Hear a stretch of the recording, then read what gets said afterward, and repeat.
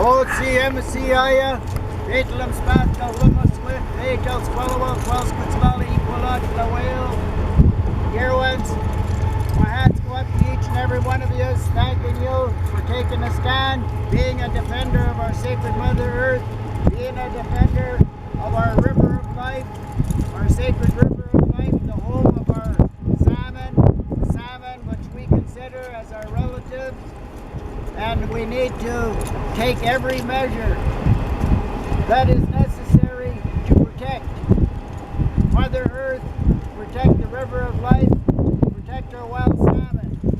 It is important and imperative on every one of us to reconnect with the sacredness of life. And that's why we come together and pray together, work together to save what is life-giving to us, to take all the precautionary measures that are necessary.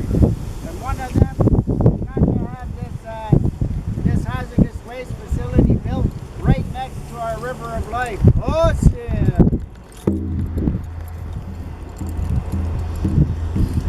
Oh, Chicha CM. Hello, where you want to go?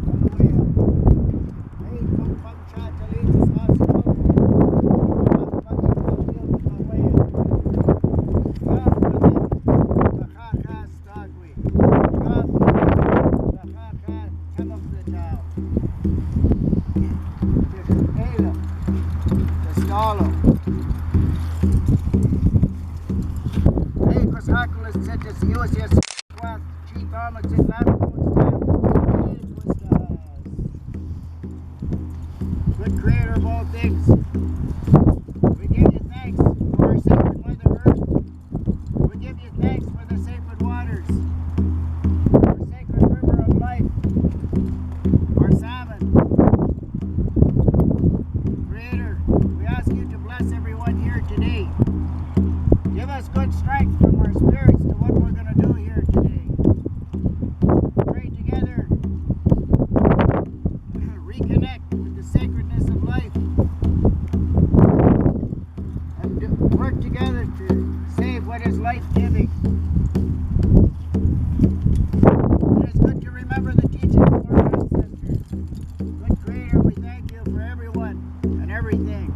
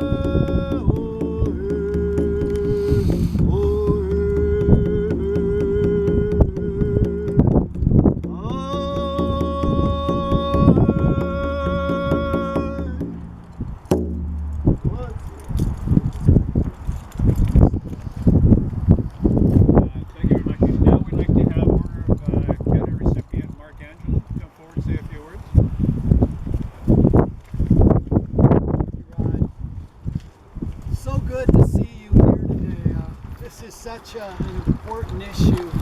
I want to say just a few words about the stretch of river that we're so close to. Just at the end of this road, as you all know, the Fraser sits there. We're right in the midst of an area we call the heart of the Fraser. One of the most popular stretches of river anywhere on Earth. It's a river that has such immense natural values, clearly immense cultural values. And I think for anything that occurs along this stretch of the river, we have to take a precautionary approach. And this particular facility we're talking about today is certainly not in line with the precautionary approach. When you look at treatment plants like this, there's so much that could go wrong.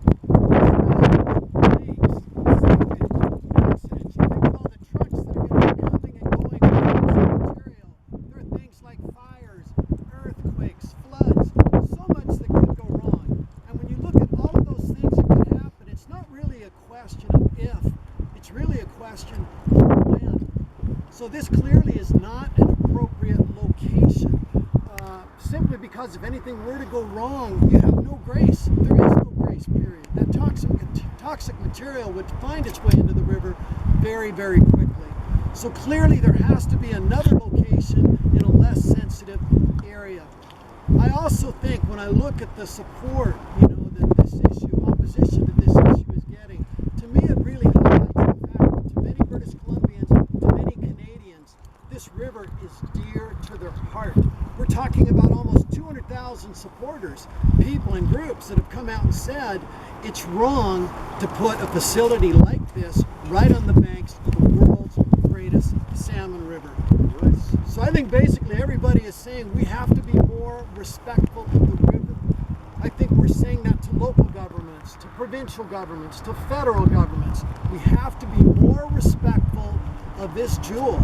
In my view, the greatest salmon river on Earth, and this particular stretch, the most productive stretch of river, I think, anywhere in the world.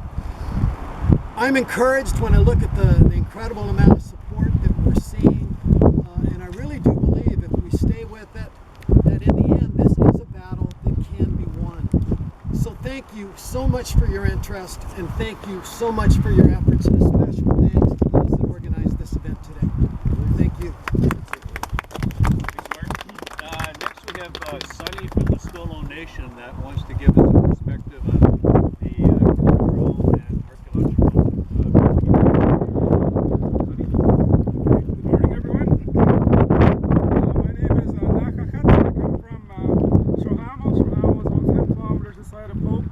I work as a cultural advisor and historian for the Stolo Research and Resource Management Center. First of all, I'd like to thank the organizers for inviting me out here to share some words with you this morning. What I want to talk about is the cultural significance and history of this area. I want to start off with a statement that our chiefs used to meet up in Yale, about 2.5 miles north of Yale. They used to meet and talk about the land question. They started off with this important statement. This means this is our land, we have to take care of everything that belongs to us.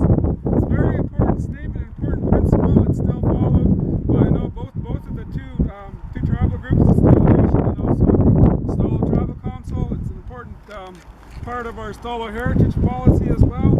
It's a guiding principle for all the work that we do, and our chiefs today still abide by that important principle. And so when we look at the site or look at the proposed site that's happening here, and we look at the area around us, we need to look at all the different things that are around this area because of the rich cultural history that we have here. First of all, we're right in the middle of 3 tribal areas. Okay, when we look at our language and we look at how our tribes are made up of, we as Coast Salish people, we define our territory by watersheds. And so we're right kind of in the middle of three areas. So back over here on our west side we have the Samath. The Samath tribe over here. There used to be the old Samath Lake, or Samath Lake was the 1920s. Okay, and then on the north side of the river we have the Lacamo. And the Lacamo, they own the 2 reserves that are situated over here, Lackaway, the cemetery, and the old Lackaway, the village site. And also we have the Chilliwack tribe, comes from up the Chilliwack Lake all the way to Chilliwack. And as I mentioned, as Coast Salish people, we define our territory by waterways. So there's a slough that comes from Bachelot's Creek, makes its way and comes out to the river right next to the old village of Lachaway. Okay, so that area over there is kind of defined as the Chilliwack tribal territory. Although Department of Indian Affairs, when they came in, they made the two reserves over there part of the Lacamo, so they kind of got things a little bit mixed up. So we have the Chilliwack, the Samath, and we have the Lacamo. Okay, so three tribal groups that look at this area as an important area because they're all of their, you know, they don't have any solid lines in the ground. But we look at the overlaps, we look at how the three are connected and how they have to take care of they follow that responsibility to take care of what's around us. So we have to also look at what the village sites that are around here, because it gives you an idea of just how rich this area is. We already talked about the river and the importance of the river. We have in our culture, we have two major aspects of our oral history that describe our relationship to the land. Okay, the first one we know is Shroquiam. Shroquiam is the stories of Cachals. Cachals was the Transformers. There were the three bear brothers and the bear sister who were given superpowers and given the responsibility to travel through our world and make the world right. They started at the head of Harrison Lake. They made their way down to the Fraser River, or what we call the Stalo. Made their way upriver towards the sunrise. When they reached the sunrise, they traveled through the sky to the sunset. Then they traveled back upriver again to the sunrise, and were never seen again. And all through their travels, they did different transformations, transforming some of our ancestors into stone, transforming some of our ancestors into the mountains, or transforming ancestors into some of the local resources that we have. So the Shroquiam story is really, really important to us. And then we also have what's called Squelquel. Squelquel means like true news, but the elders also say that it means like your own family history. Like every Stalo person can stand up and talk about their Squelquel. Okay, so what our Squelquel is then is where our stories about our parents or our grandparents or great-great-grandparents, stories about where they fished or where they hunted, where they gathered berries, where they gathered cedar. Okay, so when we look at those stories, what becomes important to us is that we as Stalo people, we need to go back to those places and we need to use those places. And once we start using the places that our ancestors used, then there becomes the responsibility that we have to take care of that. Okay, and then the other important word is Shwali. Shwali is a word that describes a spirit or life force. It is our belief that all of the spirits of our ancestors still roam the land wherever they fished, wherever they hunted, wherever they gathered berries. The spirits of our ancestors are there. So when we go back to these places to do those activities, those resource activities, and then we're actually with the spirits of our ancestors. So that's why when we look at all of these places, look at the old archaeological sites, look at the old village sites, look at the different areas that we use, it is important to us. We have a connection to that place, and that connection tells us or reminds us that we have to look after it.